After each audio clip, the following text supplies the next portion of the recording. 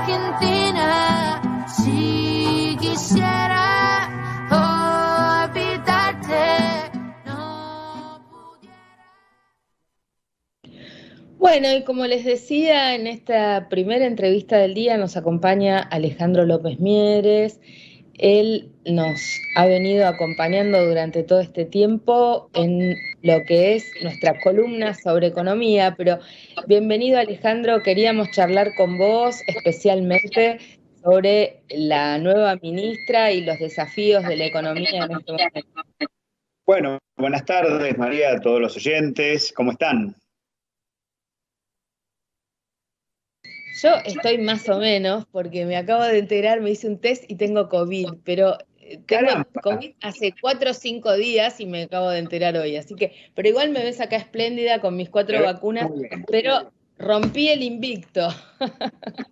Bueno, alguna vez es. Bueno, a ver, es muy difícil poder enganchar el tema sin hacer un poquito de historia, pero no ir a la prehistoria, sino ir a las últimas semanas y fundamentalmente la conflictiva ida del exministro de Economía y de la manera, digamos, que sucedieron los acontecimientos y enlazarlo con lo de hoy, que tiene que ver con la presentación, después de una semana, de las primeras medidas del actual ministro de Economía.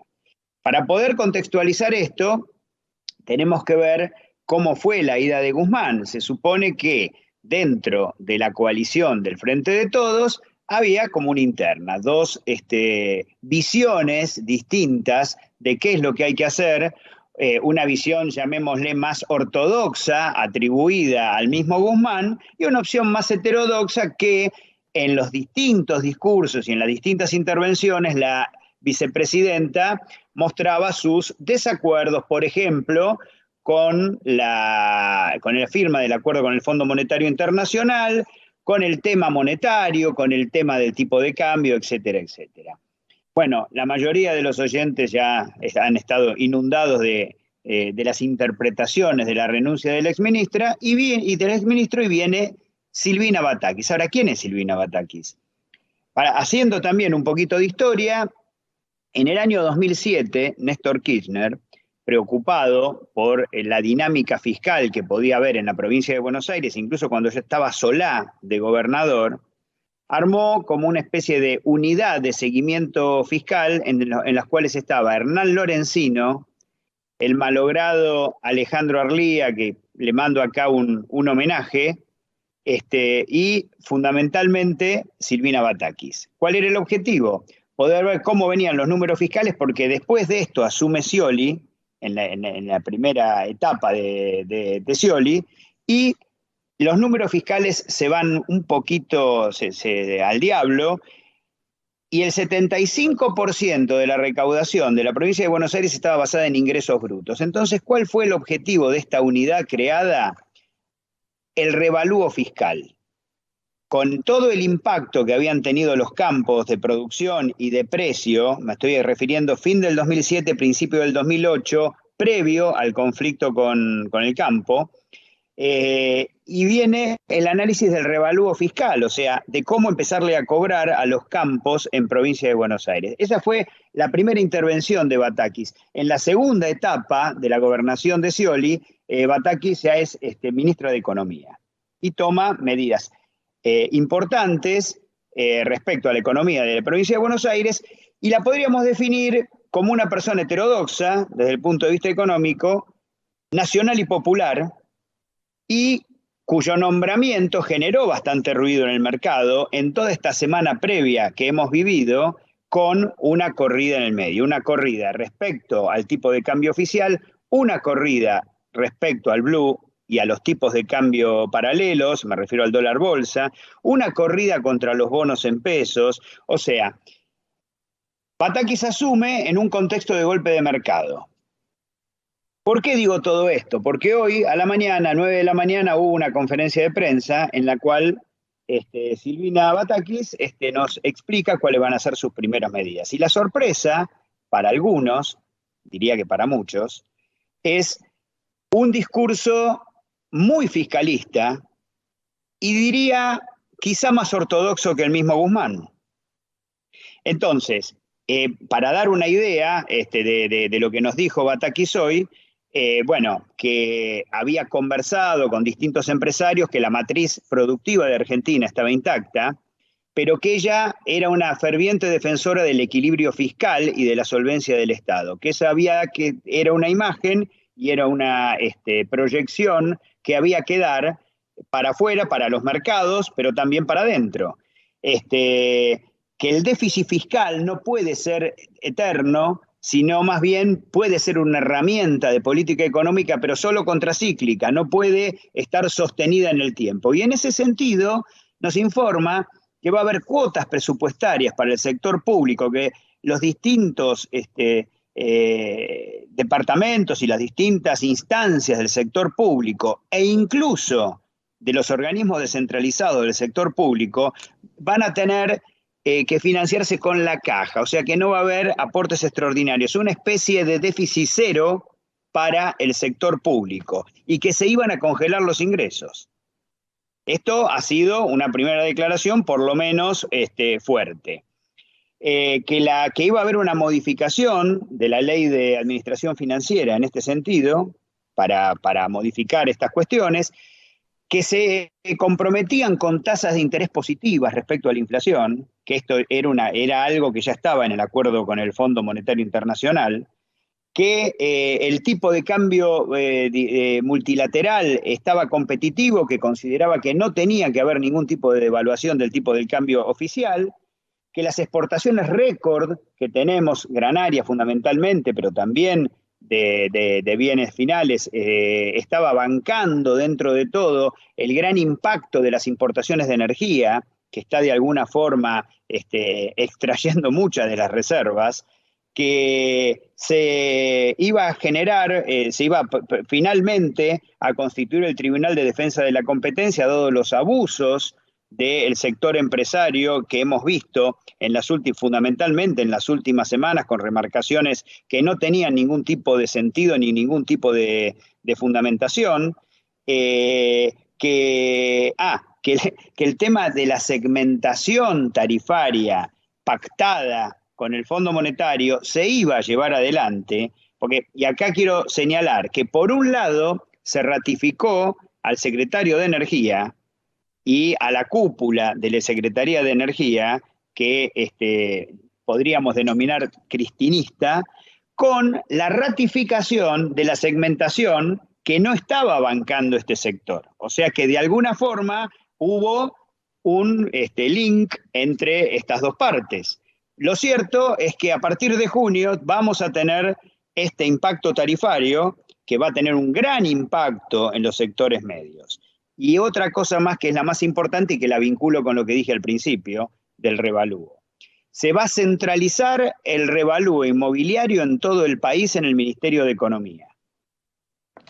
Ahora, si uno enlaza la cuestión del déficit cero en el sector público, que va a afectar muy particularmente a la inversión privada, a la inversión pública, a la inversión en capital, digamos, lo que se denomina inversión en capital, pero quizá también transferencia en las provincias, cosa que puede llegar a poner nervioso a muchos de los gobernadores que de alguna forma bancaron este proyecto o esta designación. Pareciera que la ministra le está diciendo a los gobernadores, las transferencias se van a acotar, recauden más. ¿Y cómo recauden más? Centralizando precisamente este revalúo inmobiliario, que sí va a significar un tarifazo en las provincias, porque en general en las provincias sí, los bienes inmobiliarios están subvaluados. Cuando uno mira todo este combo de medidas, no puede menos que afirmar que parece un combo ortodoxo, y por eso yo dije mucho más fuerte que el de Guzmán. Ahora, ¿cuál fue el sentido de esto? Si son políticas que efectivamente se van a llevar a fondo, o realmente fue un mensaje a los mercados diciendo, miren, no va a pasar lo que ustedes se imaginaban, y yo tengo que de alguna forma contener la corrida que tuve la semana pasada. Bueno, todavía no lo sabemos eso. Pero lo que sí podemos extraer, lo que sí podemos concluir de este universo de medidas es que es un paquete contractivo, recesivo y fiscalista. Bueno, lo que nos estás diciendo es que hay un importante ajuste, digamos, esto también se entiende de esto que acabas de compartir, de comentarnos. La verdad que nos preocupa que se mantenga la segmentación de tarifas. Nosotras y nosotres como organizaciones de usuarios y de consumidores nos opusimos a la modalidad de la segmentación. Además, nos opusimos a la modalidad de la segmentación de esta manera, de sopetón, de imprevisto y sin tener los datos actualizados de las personas usuarias y consumidoras en cada uno de las jurisdicciones. Este revalúo inmobiliario que vos decís, en base a qué se va a realizar. Básicamente en la ciudad de Buenos Aires hemos tenido revalúos gravísimos, y estamos pagando impuestos realmente que exceden a las posibilidades en muchos casos de las personas que tradicionalmente habitaban en los barrios de la ciudad, lo cual está haciendo que mucha gente deba irse de la ciudad de Buenos Aires porque no puede sostener el pago de los impuestos inmobiliarios, porque claro, al tener una constructividad proyectada muy alta, la gente que vive en casas bajas tiene que pagar igual que un edificio y no está en condiciones de sostenerlo. O sea que además de lo que hemos pagado y el revalúo que nos hizo la reta, este revalúo que plantean a nivel nacional va a volver a impactarnos en la ciudad de Buenos Aires. Esas son algunas de mis preguntas. Y por el otro lado, la otra pregunta que me queda flotando es esta idea de déficit cero en la administración pública implica que no se van a actualizar los salarios de los empleados públicos. Me preocupa no tanto los sueldos de los funcionarios de alto nivel, un poco la polémica entre Grabois y Cerruti en relación al salario universal, y cuánto ganan los funcionarios, pero sí me parece importante. Disculpame, empiezo por lo segundo porque me parece que es importante aclararlo, no es que los salarios públicos se van a congelar, sí, porque digamos, tiene que ver, digamos, con la dinámica de caja, que se supone que ya vos ya tenés un presupuesto y que no creo que vaya a afectar a eso, pero sí el congelamiento de ingresos. Me refiero a ingresos de personal.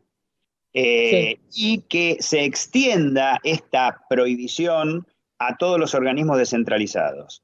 O sea, tomar el sector público en su conjunto, con todas las limitaciones que se van a aplicar.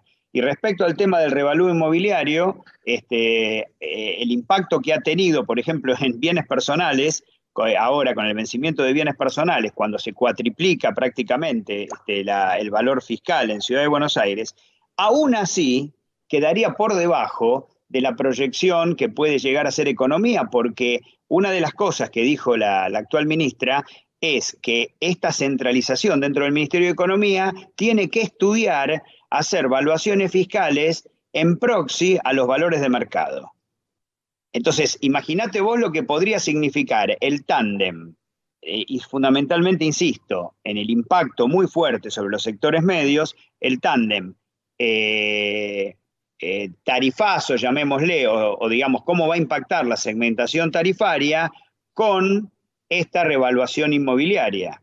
Entonces, por eso digo que viéndolo hasta ahora y viéndolo con estas definiciones, no podemos menos que decir que se inicia un ajuste, mejor dicho, que continúa un ajuste, porque esto ratifica el acuerdo con el fondo, que esa es otra de las cosas que dijo la ministra de Economía, que se ratificaba en todo el acuerdo con el fondo. Acordate, cuando se dio la salida de Guzmán y los cruces que había entre las conferencias o entre las palabras de la actual vicepresidenta y lo que estaba haciendo el Ejecutivo, esta lucha ideológica, se suponía que se iba a plantear una modificación del acuerdo con el fondo, por lo menos para lograr un poco más de laxitud en el sentido de no abortar el crecimiento, la dinámica de crecimiento que la economía tenía hasta este momento. Por eso digo, los números, digamos, estas definiciones de alguna forma nos dejan, voy a ser suave, un signo de pregunta frente a esta realidad. Sí. Después, a ver, me preocupa que, claro, la solución es el ajuste, el impacto sobre la clase media, pero también, bueno, se dice que no hay recursos para el salario universal, que están exigiendo algunos sectores, y también por el otro lado no se analizan a quienes se está subsidiando la economía, ¿no? Nosotras como ambientalistas también tenemos esta visión crítica de por qué hay subsidios para el fracking en Vaca Muerta o por qué hay subsidios para los sectores de la energía de combustibles fósiles, por qué se subsidia a los sectores sojeros para la importación de los agrotóxicos. Digamos, es como que, ¿cuál es el modelo que se está instituyendo, ¿no? O sea, esto no es culpa de Batakis, pero se ha instituido un modelo extractivista financiero, extractivista energético, extractivista en todos los sentidos, ¿no? Y me parece que no se está mirando la opción y la alternativa. Yo no digo que puedas cambiar el modelo energético de un día para el otro, pero de consumo, el nuevo ministro de Producción y la nueva ministra de Economía tendrían que poder pensar en una salida de un modelo que nos tiene entrampados en esta dinámica. Hay todo un Entiendo. debate, discúlpame, hay todo un debate alrededor de eso muy complejo, porque hay una realidad. La matriz productiva argentina es demandante de dólares, es deficitaria en dólares, frente a otro sector primario de la economía o de agroindustria, que es el que nos da los excedentes. Vos para crecer y para producir y para consumir necesitas dólares. Entonces, acá hay dos opciones. O los conseguís, digamos, Necesitamos es porque, perdóname, sí. ¿por qué estamos dependiendo para nuestra producción agraria de importar insumos agropecuarios que Porque en no los realidad son producís. No, bueno, pero insumos? porque no los producís ahí. Pero no solamente insumos agropecuarios. Me refiero a lo que son bienes intermedios de uso difundido, que son materia prima de producción local. Toda la industria argentina es dependiente de eso. Si vos separás, o sea, vos tenés una balanza comercial positiva, ¿no? Pero si vos lo pudieras separar en sectores, agro, minería, agroindustria, por un lado, y el resto de la industria por el otro, tendrías dos universos antitéticos. O sea, uno es productor de dólares en la economía, otro es demandante de dólares. Ahora, ¿qué pasa? El sector demandante de dólares, por otro lado, es el que da trabajo. Por otro lado, es el que es más, llamémosle, trabajo intensivo, o más que el otro, por supuesto. Entonces, esos dólares vos los tenés que conseguir. Y esta cuestión de modificar la matriz productiva para que vos puedas generar dólares en el sector productivo implica un trabajo de prospectiva, un trabajo analítico, un trabajo de mucho tiempo que Argentina nunca se lo dio. O sea, nosotros desde la dictadura militar estamos con un modelo que va a ciegas y que tuvo la apuesta, por ejemplo, en los 90, sí, directamente a la soja. Entonces, nosotros le hemos prendido velas a la soja por lo que la soja le dio a la Argentina para poder solventar en términos de dólares otros sectores, pero estamos en la misma que hace 20 años o hace 25 años en la estructura productiva argentina. Entonces, me parece que esto es una discusión muy compleja porque desde el punto de vista técnico, desde el punto de vista científico, tenés de los dos lados, digamos, ¿no? De la discusión de ambos lados. Lo cierto es que hoy los sectores que están trayendo dólares a la economía, lamentablemente son los que, como bien vos decís, están cuestionados respecto al impacto sobre la naturaleza, al impacto sobre el mundo ecológico y así estamos. No, bueno, y también cuestiones básicas, no sé, la industria nacional en algún momento era menos demandante de dólares, había más producción de insumos locales.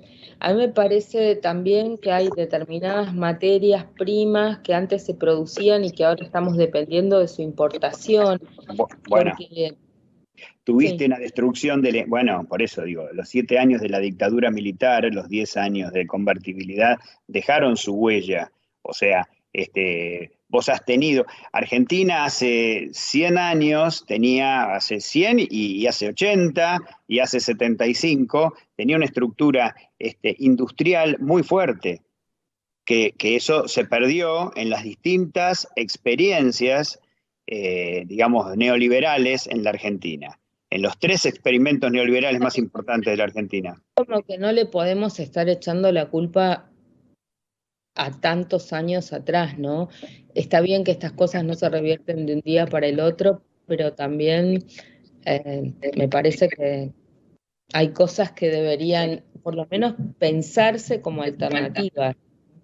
No es al único país que le pasa, ¿no? Esto técnicamente en la economía se llama enfermedad holandesa, que tiene que ver precisamente con la disposición de recursos naturales que te permiten la posibilidad de vender al exterior productos que no tienen mucho valor agregado, pero te inunda de dólares. Eso hizo atrasar muchas veces el tipo de cambio en la Argentina y destruir parte de la industria que tenía que exportar.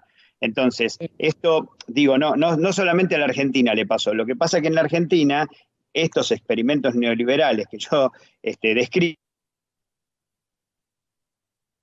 son, bueno, básicamente 3, digamos, la experiencia de la dictadura militar, la década del 90 y los últimos 4 años del gobierno macrista, han dado un golpe, diría, mortal a la industria nacional. Bueno, después una preocupación así del sector turístico que tiene que ver con las restricciones para viajar, estos temas que de alguna manera se anunciaron y que hubo una reacción del sector turístico. ¿Vos crees que va a tener un impacto? ¿En qué cambia las nuevas regulaciones vinculadas al tema del uso de las tarjetas y el dólar? Pero ¿y en qué? A ver, no entiendo en qué medida, porque, a No, ver, eh, se planteó, ya hay una restricción al uso de cuotas para los viajes al sí. exterior y se planteó, bueno, que viajen por Argentina. Mientras uno ve que los funcionarios públicos no paran de viajar por todo el mundo de una manera inusitada, ¿no? Que a veces no era tan frecuente. Y no sé, hubo una reacción de las cámaras empresarias del turismo vinculadas con las nuevas medidas anunciadas en relación al uso de las tarjetas y del dólar. Eso no sé si... Bueno, bueno, yo, digamos, mi opinión personal, y acá reivindico la declaración pública que hizo la actual ministra. O sea, efectivamente, cuando la ministra dice que entra el derecho de viajar, dijo, sí, entra en colisión con la necesidad de dólares para dar empleo y para pagar salarios y para que la gente viva y coma, está diciendo una realidad, porque cuando uno analiza el balance cambiario, el tema turismo tracciona una cantidad, cuando me refiero al tema turismo me refiero a pasajes, pero también me refiero a tarjetas, también me refiero a la importación de bienes suntuarios, o sea, hay todo un universo, quiero decir, compra en el exterior de productos suntuarios, tiene un impacto muy fuerte en términos de pérdida de dólares. Entonces, acá se dio una discusión hace un tiempo respecto a la necesidad de desdoblar el tipo de cambio, experiencias que ya existieron en la Argentina en otros tiempos, de hacer un tipo de cambio comercial en el cual van las importaciones y las exportaciones, fundamentalmente de alimentos o bienes salario, como se suele denominar, y un tipo de cambio financiero y turístico al cual se tienen que liquidar, por ejemplo, estas compras. Ahora, ¿por qué Ahora, yo como el ecologista consumidor va a subsidiar al tipo que tiene la capacidad de viajar al exterior? No suena muy razonable. igualmente, lo único que quiero decir como ecologista es, a mí me gustaría cuestionar por qué va a haber un tipo de cambio favorable a los agrotóxicos y a la explotación hidrocarburífera cuando muchos de nosotros nos oponemos y nos parece negativo. Entonces subsidiamos a estas megaempresas y de repente, no sé, una persona que quiere tener acceso a internet o lo que sea, tiene que pagar Pero no lo estás subsidiando, estás teniendo un tipo de cambio comercial para la importación de los bienes intermedios necesarios para producir. O sea, tampoco puedes tener infinitos tipos de cambios segmentados porque eso administrativamente es muy difícil de llevar. Ahora, no es loca la idea de segmentarlo. Y de hecho va a empezar a funcionar, llamémosle de hecho, porque digamos, si vos le sumas al tipo de cambio oficial los distintos impuestos que vos le podés poner, obviamente va a encarecer este tema. Pero lo cierto es que estamos en una emergencia. Argentina hoy no tiene dólares, Argentina tiene que conseguir dólares y esto sí tiene que ver con la herencia del gobierno anterior. O sea, no se trata de decir, bueno, la culpa la tiene el que vino antes, pero en este caso particular, la hipoteca constituida por el acuerdo con el Fondo Monetario Internacional, con las 100.000 millones de dólares de emisión de deuda del gobierno macrista, todavía lo estamos pagando, lo pagarán nuestros hijos y no quiero seguir con las más generaciones, digamos, que lo vayan a pagar. Pero nosotros tenemos que reaccionar frente a esto.